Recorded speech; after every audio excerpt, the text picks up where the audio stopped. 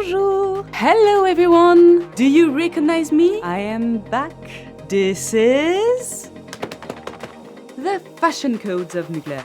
Welcome to the land of superwomen, of latex bombshells, of fembots, and CEOs with very long nails. You are watching the fashion codes of Mugler. I am Natacha Morice, and I've read everything about Mugler. Hello, I'm Loic Prigent. The Fashion Codes is a collection of videos to learn about the history of a brand and its pillars, the DNA, the anecdotes, the visual universe. With Natacha Morice, we're bringing you to the fantastic story of Mugler. I'm going to explain all the codes of Mugler, the star, the cutouts, the incredible shows. Subscribe to the channel to see everything about fashion. And it's a scoop, you can now dive into fashionmoodboard.com, our website about fashion with visuals, videos, long articles, long interviews to learn everything about fashion and fill your mood board. And of course, don't forget to leave a comment. Cette vidéo est en anglais, mais pas de panique, les sous-titres sont disponibles. Ils sont là en bas à droite sur le bouton sous-titres.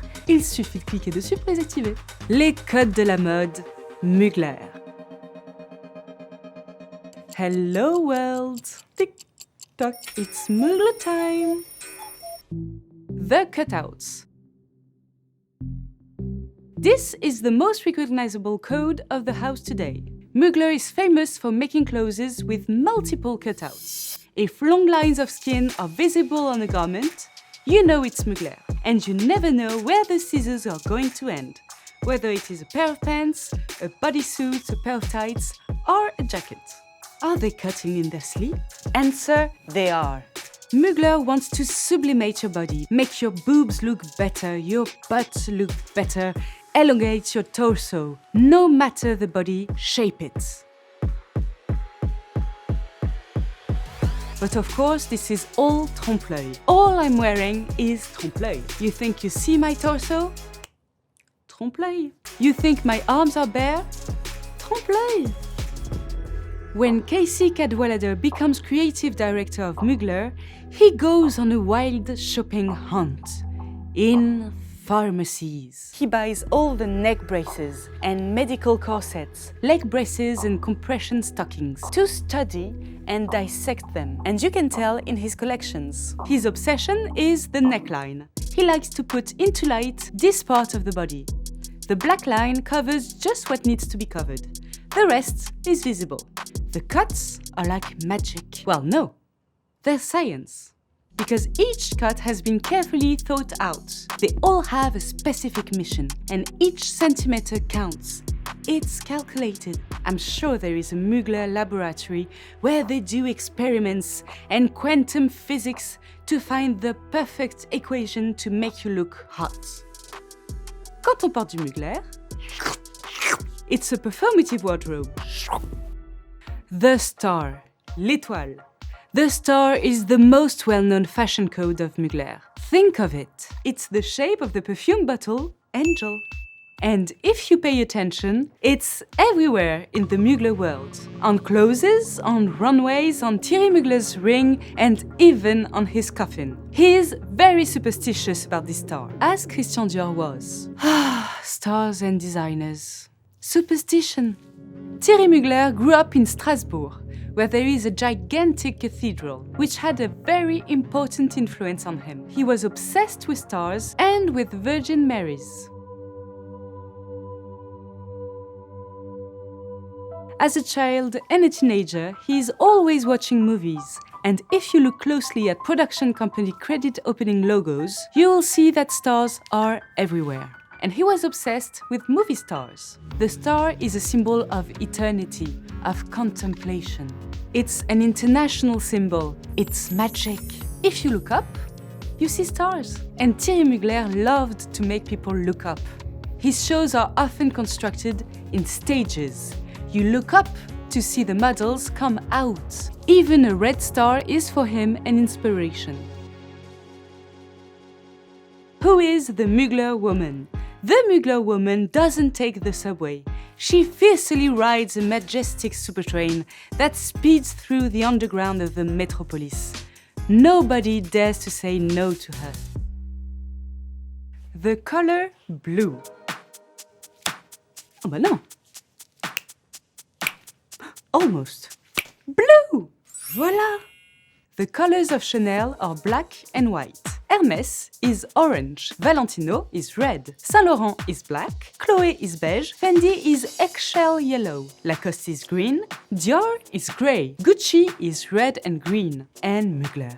Well, Mugler is blue. It's the blue of the sea in Capri, the blue of the inside of icebergs. And blue is everywhere in Mugler. The factory was blue inside and outside. Even the perfume Angel is blue. When Thierry Mugler decides to make his first perfume, Angel, he wants the juice to be blue. But the marketing team is like, are you cray-cray? Are you cuckoo? You can't do a liquid that is blue, Thierry, come on. No! No, Thierry, no. Not blue. Women will be scared of getting stained with this blue parfum. Thierry, I'm the goddess of perfumes and it won't work. Stop believing in your stupid ideas. But Thierry Mugler was quite smart.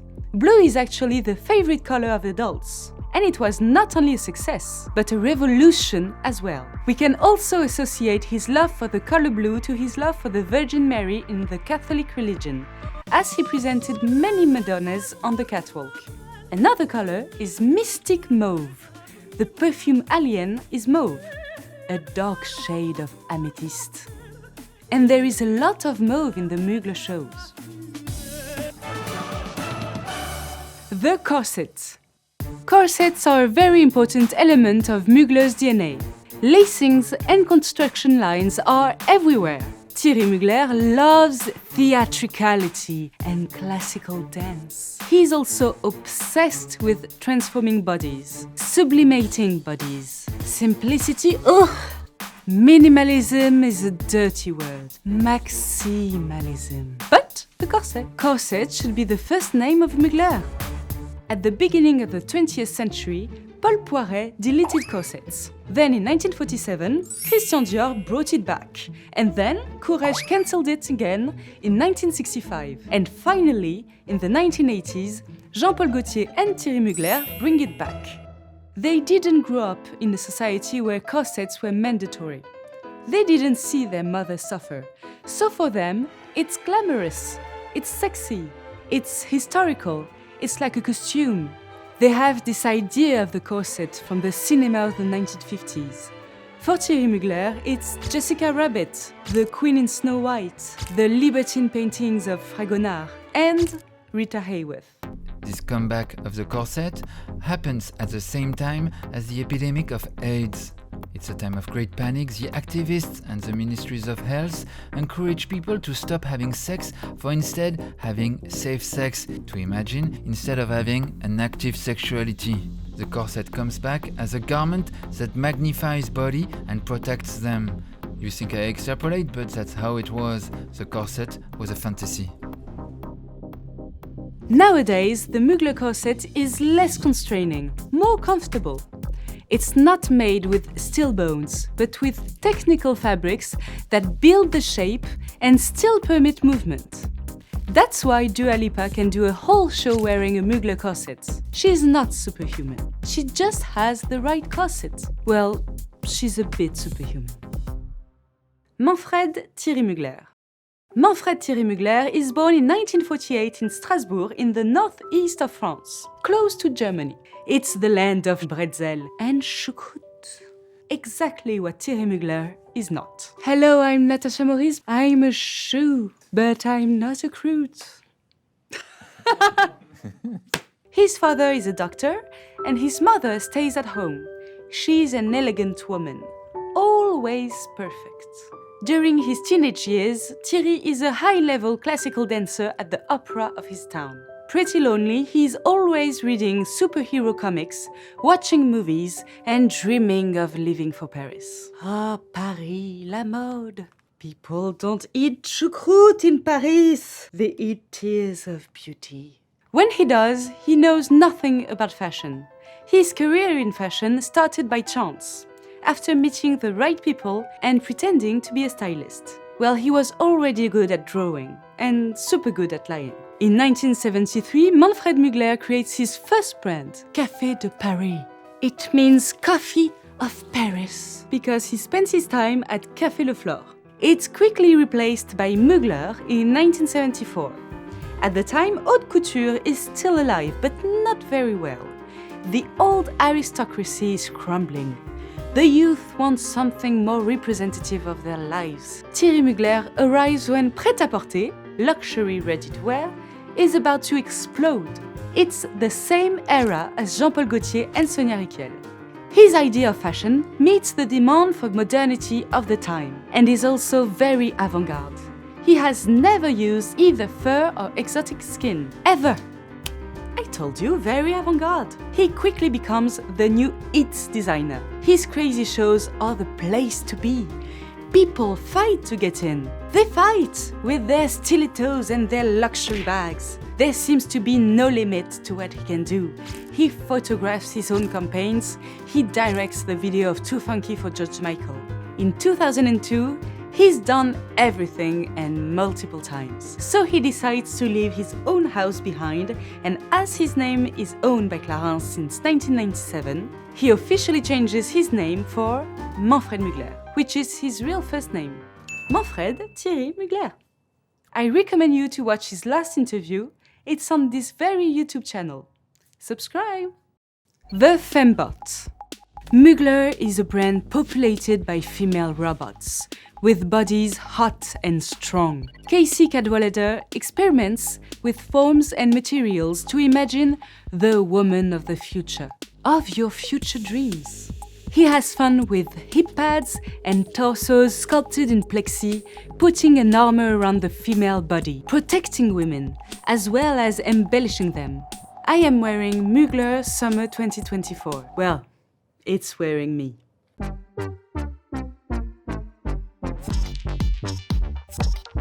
This is a tradition in the House of Mugler, the sculptural woman.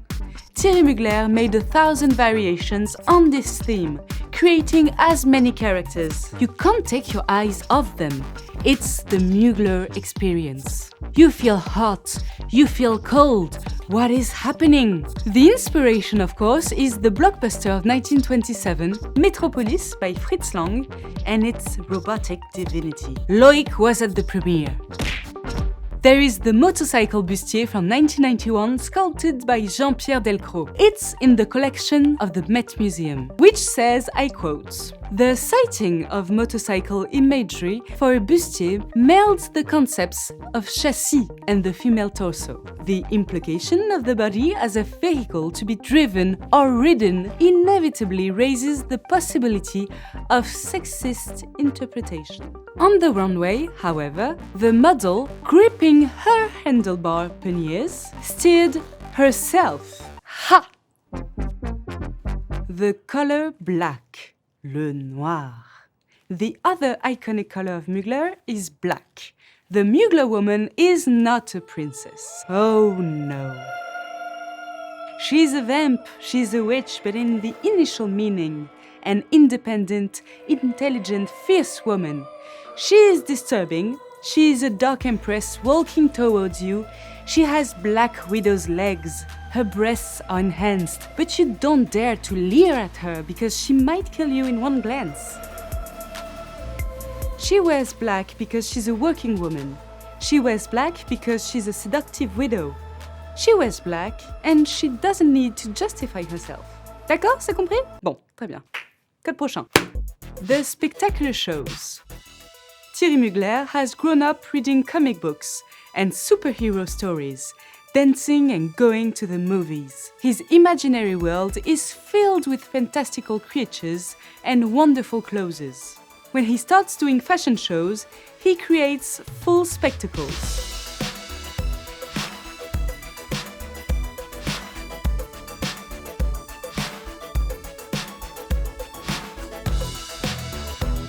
Models are not only showing clothes, they are playing a role, they are part of a story. Entering a Mugler fashion show is like entering a secret forest with magical beings, elves and insects. They take long poses. And then another long pose. And the crowd claps. Come on, clap. In 1984, Mugler celebrates the 10th anniversary of the house. It's an important anniversary, so he decides to spend a lot. But like, a lot. Like everything actually. All the company's money. The next morning, they couldn't buy paper clips. I mean, how much is a paperclip? Like €1,000, right? No, Natacha, it's 2,000 a paperclip at least. Ah, really? And you have to pay the gold. It's in gold, no? Ah, yes, the gold, yes. Isn't it for free? No, gold is not free yet. Ah, okay. That world is not for us, Natacha. No. The show was held at the music venue The Zenith in Paris. 6,000 people were present. 6,000. Anyone could buy tickets. Just before the show, they were sold thousands of francs on the black market. Loco! Easy to say, Loco. You would have been the first to sell your soul, Natacha. Oh, kind of true. Well, true. The category was a Mugler Fantasia. You've eaten the Eat Me cookie, you followed the White Rabbit, and paf! You end up watching Pat Cleveland descending from the sky, dressed up as a Madonna, hanging on by threads even though she's pregnant. Oh, and there were angels too. And a rain of roses. A Thierry Mugler fashion show is made of several chapters, each one being a theme. In the same show, you can have the working woman, and then the feline woman, and then the pure creature. In 1995, he does it again, the out-of-reality show. This time, the House of Mugler spends approximately $3 million. The show starts with Tippi Hedren, the main actress in Alfred Hitchcock's The Birds. And she's wearing black feathers, of course. Brrr. James Brown singing Sex Machine. Supermodels everywhere. Go-go dancers, rich women, mistresses, CEOs, and a fembot in a golden metal bodysuit. We could go on, but the show was 17 hours long. We don't have time, guys. We live in the real world. Sorry. The fashion crowd talked about that show for easily 10 years. I mean, look at us. We are still talking about it. After Thierry Mugler, the following artistic directors did more conventional shows. And then Casey Cadwallader arrived. Yay! The shows came back. During the pandemic, you couldn't organize a fashion show. So what did Casey do? He made videos in replacement. Very dark and sexy videos. Models walked like superheroes. They did backflips in high heels. And these collection videos were as thrilling as shows. For his Spring-Summer 2024 collection, models burst down the runway. Wind machines have been installed on the sides. They were long trains that get blown in the wind. They become black jellyfishes and tulle octopuses. Des pieuvres de tulle.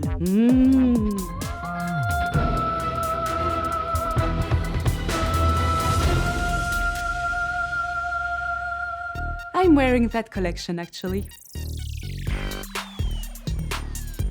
It's a normal day. Nothing to write home about. Dear Journal, today, nothing much. Just been fantastic. Again and again. Iconic. The Muses. For some fashion houses, models are just models.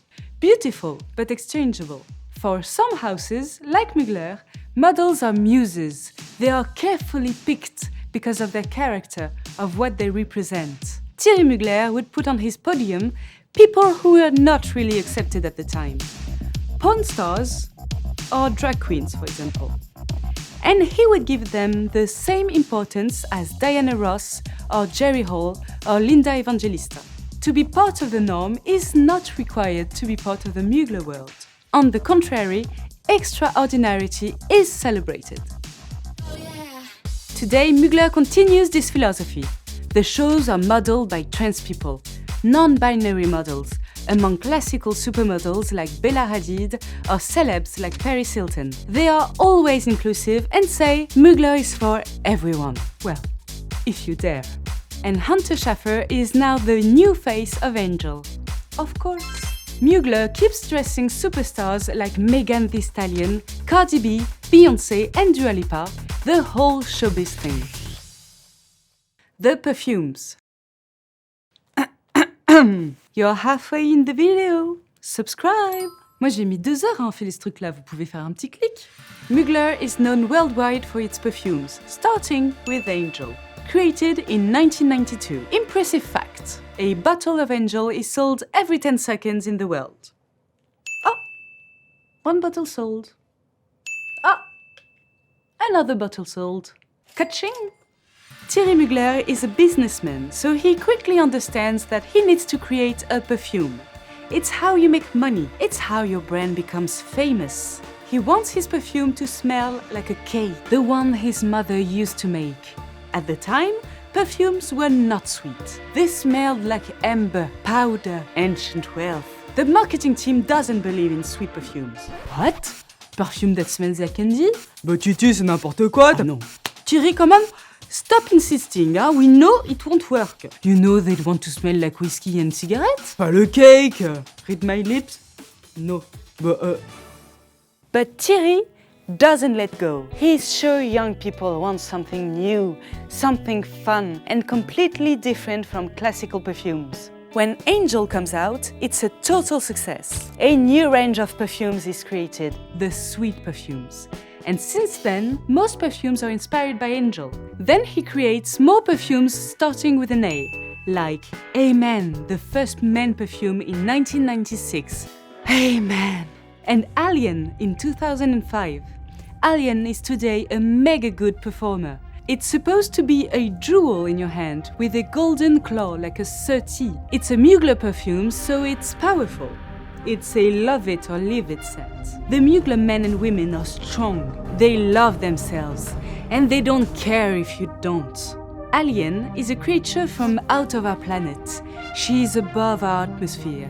You have to look up to see her. It's called a floral woody ambered. Since 2019, Mugler is owned by L'Oréal. Attention please, fashion story time. The first official Mugler fashion show takes place in October 1976. And guess the theme? Soviets and D'Artagnans. Yes, you heard right. D'Artagnan, one of the 3 musketeers. Bah oui, yes. The one with the hat and the sword, yes. N'importe quoi, Thierry. So, Soviets and D'Artagnans. The financier is at the show, of course. Guess what happens? Well, he's horrified. When he agreed to finance Mugler, he was thinking couture, Paris, pearls. Old rich ladies ordering plenty of silk dresses, of course. Not Soviets and musketeers. On the first show? So he takes all of his money back and asks Thierry to reimburse him. And so, well, Mugler goes bankrupt. Paf! Thierry Mugler had to start from scratch again. But apparently it didn't stop him from creating an empire. Well, poor financier. I wonder where he is now. The denim. Denim is an important part of the Mugler DNA. Casey Cadwallader loves to play with the seams to transform the body. Casey is from the United States, and denim is America. Denim is the silk of the USA. So of course, his collections are full of denim. Pairs of jeans in every form, not your usual pairs of jeans. There is the one with your bum sticking out. Well, almost. The one with multiple cutouts. The Mugler pair of jeans is like a puzzle that improves your body. A Mugler miracle. And sometimes zips are added. So you can show certain parts of your body if you want. Interesting. Thierry Mugler also loves a good denim. He loves cowboys. There are many in his shows. The 1980s and the 1990s are the celebration decades for designer denim. And Thierry Mugler always wants his designs to be wearable. So denim is a perfect match. In 1987, he even has a line dedicated to denim. The artistic directors. When Thierry Mugler leaves his brand in 2002, couture stops and only perfumes remain. In 2008, Rosemary Rodriguez is put in charge of making a ready-to-wear line. In 2010, Nicolas Formichetti and Sébastien Peigné become the artistic directors. Lady Gaga walks the show and brings attention to the brand. In 2014, the designer David Coma takes over. His Mugler woman goes to the office. She has her full life figured out. And she likes color block. Since 2017, Casey Cadwallader has been the artistic director of the brand. He was born in the USA. He has studied architecture, which is perfect if you end up at the head of Mugler. With him, Mugler has come back to its very sensual identity. Women look like a fine black line, like a pencil stroke, like a dark feather blowing in the wind. They walk like panthers. They walk like me. I am the muse. My name is Natacha Morice. When Thierry Mugler leaves his brand in 2002, the brand becomes Mugler, and they drop Thierry. The tailoring. We all have the same idea of the working woman in the 1980s. She's wearing a suit with a tight skirt. The blazer has square shoulders, thanks to important padding. Where do you think that comes from? Well, the designer responsible for this silhouette is Thierry Mugler. There were suits in each fashion show, multiple even, in every color. He gets his inspiration from the military surplus that he pillaged for American and Soviet uniforms, and that he totally destroyed to study their perfect construction. That's why the Mugler shoulder is so square and intimidating. At the time, the world was interested in hippies and disco freaks, so it was very avant-garde to look in the Red Army uniform for inspiration. A bold move! In the 80s, Thierry Mugler used to Muglerize everyone, each employee. He even Muglerized the accountant woman so much that she got a divorce. Yeah, lucky her. Reason of divorce? She's too fabulous! Today, Casey Cadwallader always presents a suit in his collections.